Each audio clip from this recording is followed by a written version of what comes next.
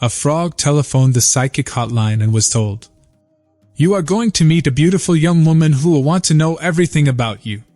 The frog said, "That's great. Will I meet her at a party or what?" "No," said the psychic. "Next term, in her biology class." Mark showed up for work with two very red and sore ears. "Geez, what happened to you?" asked Frank, a coworker. "I was watching TV by the ironing board," Mark replied. The phone rang. "I picked up the iron instead, thinking it was the phone." "So, what happened to your other ear?" asked Frank. The guy called back. 1. A young couple moved into a new neighborhood.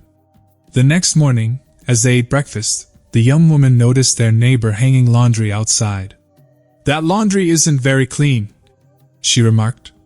"She must not know how to wash properly. Maybe she needs better detergent." Her husband listened but said nothing. Day after day, whenever the neighbor hung out her wash, the young woman repeated her criticism. About a month later, she was surprised to see bright, clean laundry on the line. "Look," she said to her husband. "She finally learned how to wash correctly. I wonder who taught her." Her husband smiled and replied, "I got up early this morning and cleaned our windows." 2. 4 married guys go fishing. After an hour, the following conversation took place. First guy: "You have no idea what I had to do to be able to come out fishing this weekend. I had to promise my wife that I will paint every room in the house next weekend." Second guy: "That's nothing. I had to promise my wife that I will build her a new deck for the pool." Third guy: "Man, you both have it easy. I had to promise my wife that I will remodel the kitchen for her." They continued to fish when they realized that the fourth guy has not said a word. So they asked him, "You haven't said anything about what you had to do to be able to come fishing this weekend. What's the deal?" Fourth guy: "I just set my alarm for 5:30 a.m. When it went off, I shut off my alarm, gave the wife a nudge and said, 'Fishing or S?' And she said, 'Wear sunblock.'" 3. A young honeymoon couple was touring southern Florida when they decided to stop at a roadside rattlesnake farm. After admiring the exhibits, they struck up a conversation with the snake handler. "Wow," the new bride exclaimed. "You have such a dangerous job. Do you ever get bitten?" "On rare occasions," the handler replied. Curious, she pressed on. "What do you do if a snake bites you?" "I always carry a razor-sharp knife in my pocket," he explained. "If I'm bitten, I make deep crisscross cuts over the wound and suck out the poison." The woman hesitated for a moment before asking, "And what if you accidentally sat on a rattlesnake?" The handler chuckled and said, "Ma'am, that's the day I find out who my true friends are." 4. A nun wakes up one morning and decides to go for a walk.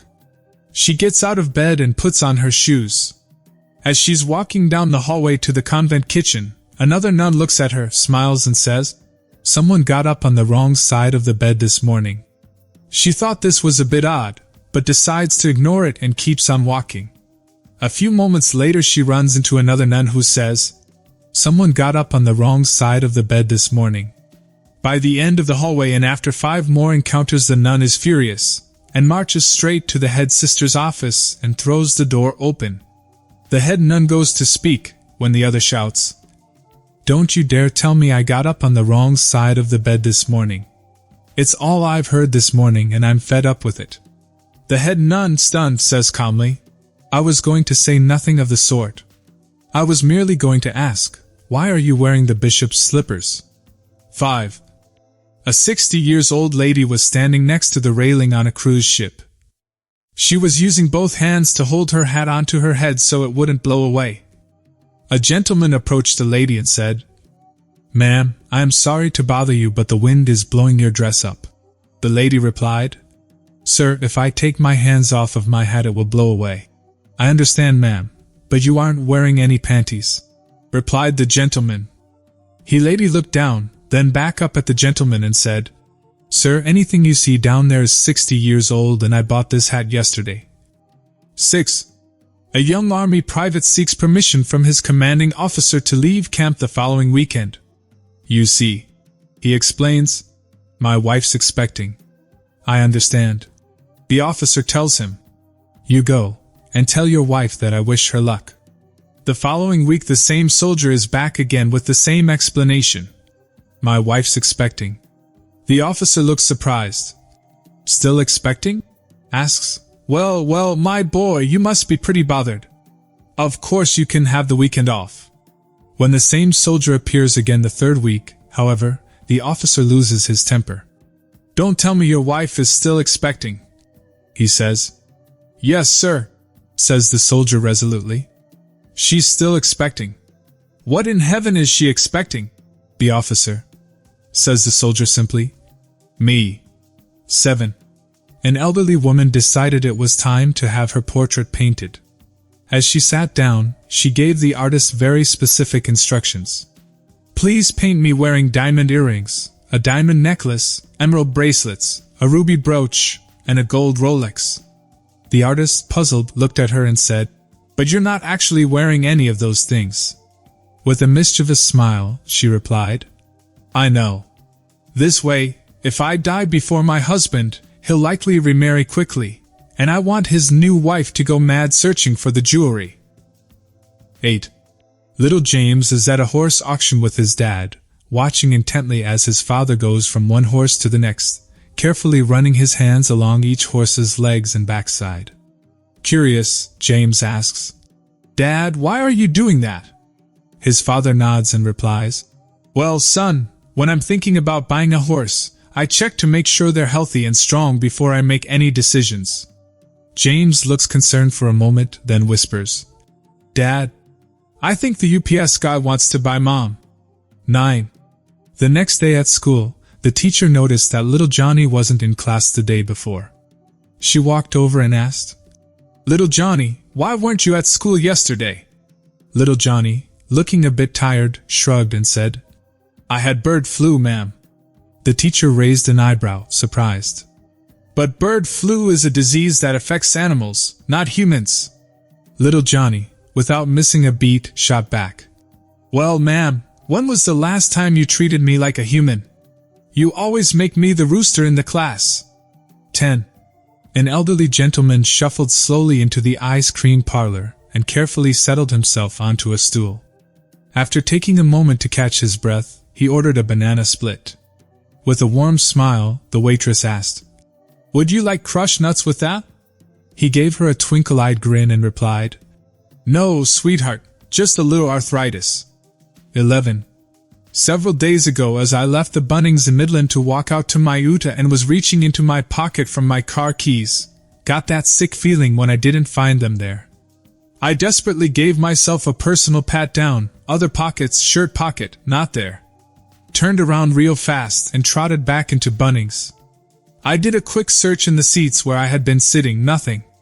I asked everybody if they had seen my keys, nope. Then it hit me, I must have left them in the Utah. Frantically, I headed for the parking lot outside Bunnings. My wife, Robin, has scolded me 1,000 times for leaving the keys in the ignition. My theory is the ignition is the best place not to lose them. Her theory is that the car will be stolen if I do that. As I burst through the doors of Bunnings and out into the parking lot, I came to a terrifying conclusion. Her theory was right. The parking lot was empty, no Uda. I immediately called the police. I gave them my location, confessed that I had left my keys in the Utah, and that it had been stolen. Then I made the most difficult call of all. Honey, I stammered. I always call her honey in times like these. I left my keys in the Utah, and it has been stolen. There was a period of silence. I thought the call had been dropped, but then I heard Robin's voice. John, she barked, I dropped you off at Bunnings on my way to the grocery store. Now it was my time to be silent. Embarrassed, I said, Well, would you come and get me? Robin retorted, I will, as soon as I convince these coppers I have not stolen your Utah. 12.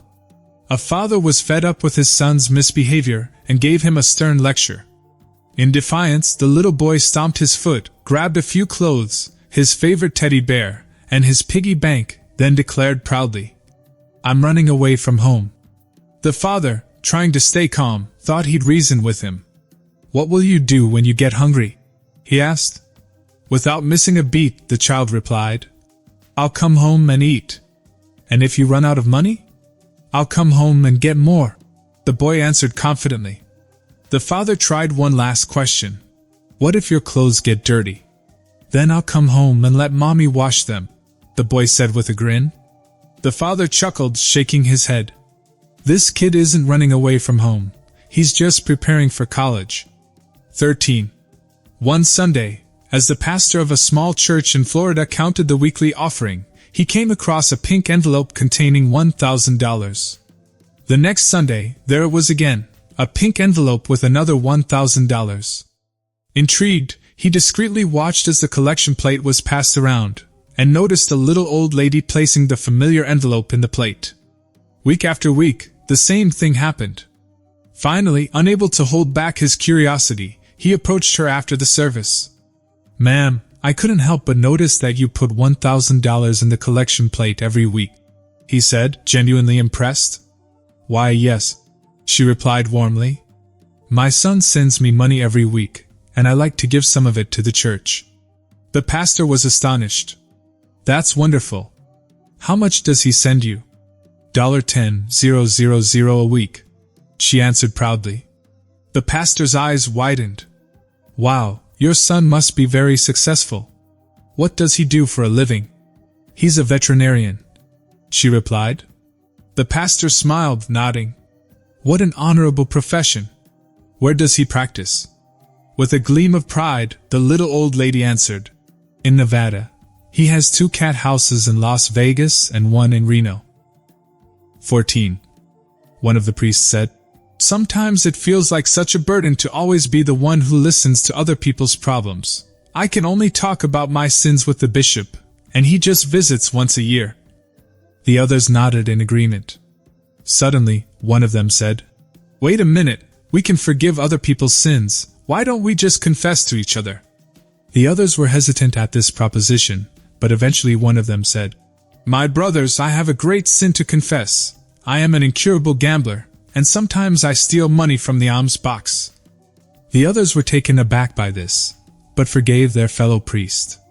The next one said, "Brother, your sin is nothing compared to mine. I'm a lecherous womanizer. There's not a woman between 18 and 85 in my congregation that I haven't been with." The others were surprised, but still forgave their fellow priest. The third priest, who was 90 years old, was unwilling to confess his greatest sin. After some coaxing, he finally said, "Okay then. My brothers, I am a notorious tattletale. I can never seem to keep my mouth shut." 15. A nurse asked a patient to remove his clothing and put on a gown before the doctor's examination. "In front of you?" he asked, looking a bit embarrassed. The nurse smiled kindly. "Don't worry, I'm a professional. I've seen it all." The patient sighed, saying, "You might laugh if you see me." The nurse, wanting to put him at ease, promised, "Of course I won't laugh. In over 20 years, I've never laughed at a patient." Taking her at her word, the patient slowly began to undress. As he did, the nurse caught a quick glimpse and, to her surprise, found it a bit unexpected. Despite her best efforts, a small giggle escaped. Realizing her slip, she quickly apologized. "I'm so sorry. I don't know what came over me. I promise it won't happen again. Now, what brings you in today?" With a straight face, the patient replied, "Actually, it's swollen." The nurse couldn't hold back a smile as she excused herself from the room to regain her composure. 16. In a psychology class, the professor set up a practical experiment. He placed a male rat in a large cage and positioned a piece of cake on one side, with a female rat on the other. Curious to see what the male rat would choose, the students watched as it ran straight to the cake and devoured it. The professor then swapped the cake for a piece of bread. Again, the male rat headed directly to the food, ignoring the female rat. This continued as the professor kept changing the type of food, yet each time, the male rat chose the food over the female rat. At the end, the professor concluded, "This experiment demonstrates that food is the most powerful attraction." Suddenly, a student from the back raised his hand and said, Professor, have you thought about changing the female rat? Maybe that one's his wife. The professor paused, pointed at the student, and said, Now that's brilliant thinking. 17. Grandma Ethel invited 3 friends to celebrate her 90th birthday. She bought some pastries and a cake, left them on the kitchen table, and wrote herself a reminder. Brew coffee. Serve pastries. Serve cake. Her friends arrived. Ethel went to the kitchen, took the note, and read, Brew coffee. She made coffee and served it to her friends. After they finished, she went back to the kitchen, took the note again, and read, Brew coffee. So, she made another pot of coffee. And then another. She did this 5 times. After 2 hours, her friends got up to leave. As soon as they stepped outside, one of them said, Ethel is so rude. We sat there for 2 hours, and she didn't even offer us coffee. The second one asked, Wait, were we at Ethel's house? And the third one said, Who is Ethel?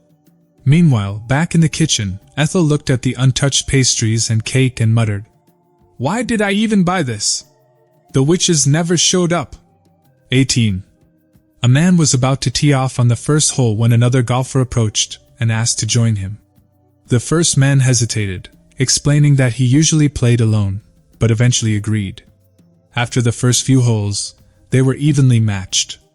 The second golfer suggested, Since we're about the same skill level, how about we play for $5 a hole?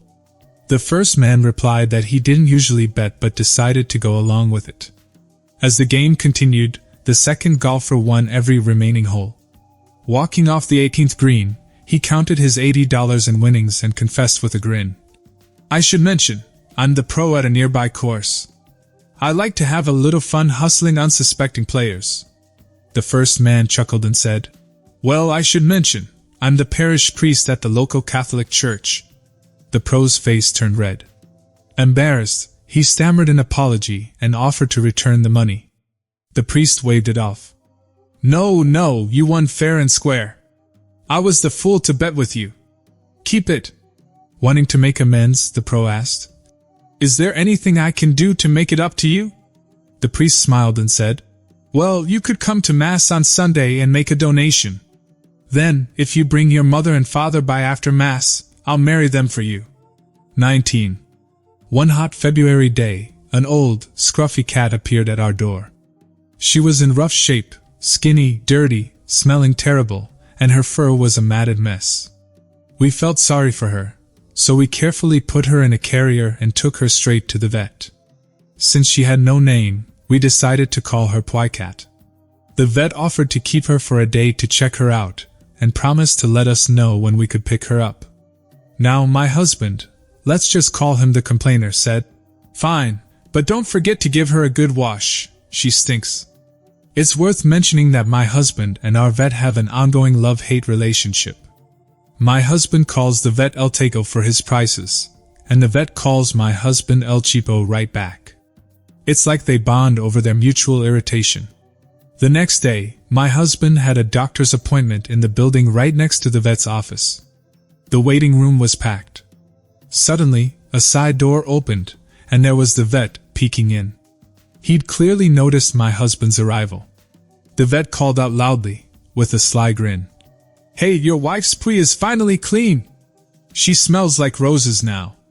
And by the way, I think she's pregnant. No idea who the father is. And with that, he shut the door, leaving a room full of stunned faces and my husband, red as a beet.